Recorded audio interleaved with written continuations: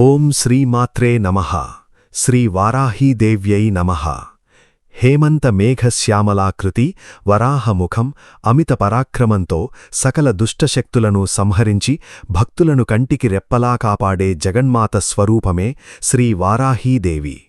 మార్కండేయ పురాణం, దేవీ మాహాత్మ్యం, దేవీ భాగవతం, వరాహపురాణం, లలితోపాఖ్యానం వంటి పరమ ప్రామాణిక గ్రంథాల ఆధారంగా సేకరించిన శ్రీ వారాహీ అమ్మవారి పరిపూర్ణ క్షేత్ర, ప్రాముఖ్యత, అవతారగాథల సమగ్ర రూపమిది. పురాణాల ప్రకారం వారాహీ అమ్మవారి ఆవిర్భావం వెనుక అనేక ప్రాముఖ్యమైన ఘట్టాలున్నాయి.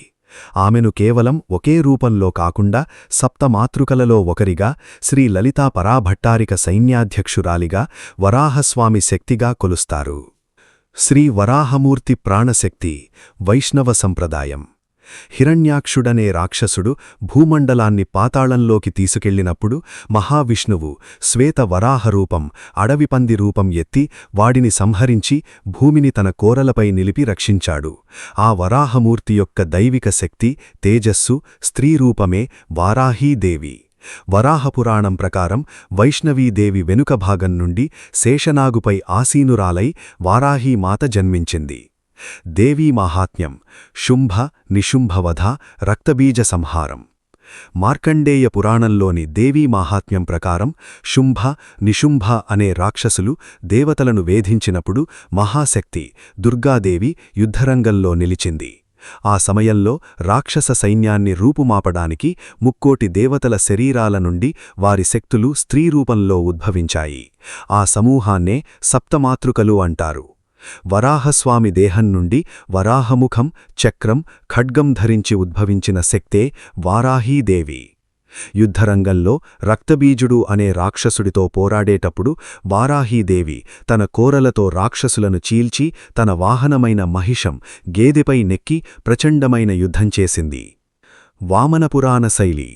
వామనపురాణం ప్రకారం చండికాదేవి దేహం నుండి మాతృకలు ఆవిర్భవించినప్పుడు దేవి యొక్క వెనుక భాగం నుండి వారాహీదేవి జన్మించింది. ఆమె విశ్వాన్ని మోయగల అపారమైన భారాన్ని, స్థిరతాన్ని సూచిస్తుంది. బ్రహ్మాండ పురాణంలోని లలితోపాఖ్యానం ప్రకారం వారాహీదేవి పాత్ర అత్యున్నతమైనది. భండాసురుడనే మహారాక్షసుడిని సంహరించడానికి శ్రీ లలితా త్రిపురసుందరీదేవి శ్రీచక్రరాజంపై యుద్ధానికి కదిలింది. ఆ మహాయుద్ధంలో లలితాదేవికి కుడిభుజంగా, సకల శక్తిసేనలకు అధిపతిగా, సేనాధ్యక్షురాలిగా నిలిచినది వారాహీదేవే. అందుకే ఆమెను దండనాథ లేదా దండేశ్వరి అంటారు. వారాహీదేవి కిరిచక్రం అనే 5 సింహవాహన రథంపై కూర్చుని యుద్ధం చేస్తుంది. భండాసురుడి తమ్ముడైన విసుక్రుడు సృష్టించిన విఘ్నయంత్రాన్ని ఛేదించడంలో రాక్షస సేనలను తన హలము, నాగలి, ముసలము, రోకలితో ఊచకోత కోసిన వారాహీమాత వీర విహారం చేసింది. వారాహి అమ్మవారి రూపం అత్యంత శక్తిమంతమైనది, భీకరమైనది అయినప్పటికీ భక్తుల పట్ల ఆమె కరుణామయి. ముఖం. వరాహముఖం కలిగి ఉంటుంది. ఇది భూమిని తవ్వి లోపల ఉన్న పరమార్థాన్ని, అంటే ఆత్మజ్ఞానాన్ని బయటకు తీసే సంకేతం. శరీరం.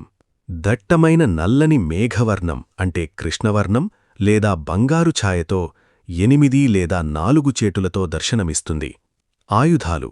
శంఖం, చక్రం, ఖడ్గం, కవచం, పాశం, అంకుశం మరియు ముఖ్యంగా హలము అంటే నాగలి, ముసలము అంటే రోకలి ధరిస్తుంది. నాగలి దుర్గుణాలను పెకిలించడానికి, రోకలి అహంకారాన్ని నలిపేయడానికి ప్రతీకలు. వాహనాలు. ఆమె సింహం, పులి, గుర్రం లేదా మహిషం అంటే గేదెపై సంచరిస్తుంది. దిక్కు. మార్కండేయ పురాణ దిక్పాలక స్తోత్రం ప్రకారం వారాహీదేవి ఉత్తర దిక్కుకు రక్షకరాలు. అష్టవారాహీ రూపాలు.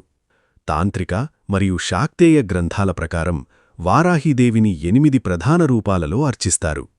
బృహద్వారాహి, శత్రువుల నాశనానికి మూలమైన ఉగ్రరూపం. లఘువారాహి, సౌమ్యరూపం, భక్తుల కోర్కెలు తీర్చే తల్లి. స్వప్నవారాహి, సాధకుడికి కలల ద్వారా భవిష్యత్తును, శత్రువుల వ్యూహాలను తెలియజేసే రూపం. ఉన్మత్తవారాహి, అపారమైన యోగశక్తిని, పరమానందాన్ని ఇచ్చే రూపం. తిరస్కరిణీ వారాహి, శత్రువుల కళ్లకు మనం కనిపించకుండా అదృశ్యమయ్యే శక్తిని ప్రసాదించేది. మహిషవారాహి, మహిషవాహనంపై ఉండి సకల రోగాలను భయాలను దూరం చేసే తల్లి. కృచ్ఛవారాహి కఠినమైన పాపాలను సైతం హరించే రూపం. మత్స్యవారాహి జలసంబంధిత విపత్తుల నుండి రక్షించే రూపం. వారాహీదేవి ఆరాధన విశేషాలు. వారాహీదేవి కేవలం శత్రువినాశనకారిని మాత్రమే కాదు, ఆమె యోగసిద్ధిని, వాక్శక్తిని, ధనధాన్యాలను ఇచ్చే మహాలక్ష్మీ స్వరూపం కూడా. గుప్త నవరాత్రులు. ప్రతి ఏటా ఆషాఢమాసంలో వచ్చే నవరాత్రులను వారాహీదేవికి అంకితమిస్తారు. వీటిని గుప్త నవరాత్రులు అంటారు.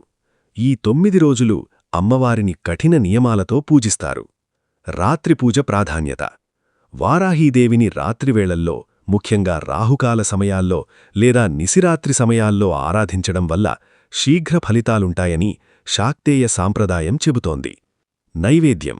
అమ్మవారికి దుంపలు అంటే భూమిలోపల పండే కంద, బంగాళాదుంపలు, బెల్లం కలిపిన పానకం, పులిహోర మరియు మిరియాల వడలు నైవేద్యంగా సమర్పిస్తారు. ప్రసిద్ధ వారాహీదేవి క్షేత్రాలు. కాశీ వారాహి ఆలయం, వారణాసి. ఇది అత్యంత శక్తిమంతమైన గుహాలయం. ఈ ఆలయంలో అమ్మవారిని కేవలం తెల్లవారుఝామున 4 నుండి 6 గంటల వరకు మాత్రమే దర్శించుకోగలరు. ఆలయ గర్భగుడిలో నేలపై ఉన్న 2 చిన్న రంధ్రాల ద్వారా మాత్రమే అమ్మవారి ముఖం, పాదాలు దర్శనమిస్తాయి. ఇక్కడి అమ్మవారిని ఉగ్రవారాహి అంటారు. తంజావూరు బృహదీశ్వరాలయం, తమిళనాడు. ఇక్కడి వారాహీదేవి చాలా ప్రసిద్ధి. రాజరాజ చోళుడు ఏ పని ప్రారంభించినా ఇక్కడి వారాహి అమ్మవారికి పూజలు చేశాకే ముందుకు వెళ్లేవాడని చరిత్ర చెబుతోంది. ఫలశ్రుతి. ఎవరైతే నిత్యం ఉదయం లేదా సాయంత్రం ఓం ఐం గ్లౌం ఐం నమో భగవతి వార్తాళీ వార్తాళీ వారాహి వారాహి వరాహముఖి వరాహముఖి అనే మంత్రాన్ని స్మరిస్తారో వారికి శత్రుభయం తొలగిపోతుంది, కోర్టు కేసులు అనుకూలిస్తాయి, నరదృష్టి, చేతబడి వంటి దుష్టశక్తులు నశిస్తాయి. ముఖ్యంగా అపారమైన ధైర్యం, మానసిక ప్రశాంతత లభిస్తాయి. జై వారాహీమాత. శ్రీమాత్రే నమః.